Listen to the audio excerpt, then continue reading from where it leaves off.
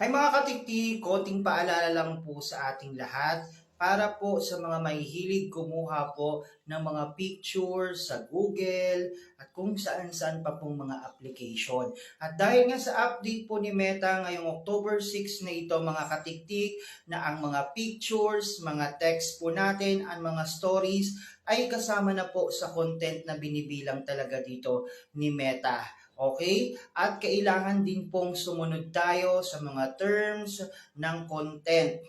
Okay? So, pwede na po tayong magkaroon din talaga ng copyright sa mga ina-upload po natin na mga photos. Okay? So, kung makikita nyo, kung kukuha po kayo sa Google mga katiktik, may makikita kayong maaaring may copyright ang mga larawan. Okay? So, dahil nga ito ngayong update ni Meta nga, dahil content na nga yung mga picture na yan, so pwede na po talaga tayo din magkaroon ng violation. So, i-check nyo po yung mga ina-upload din po natin ng mga photo, yung mga ginagawa po natin ng mga reels na hindi talaga din sa atin.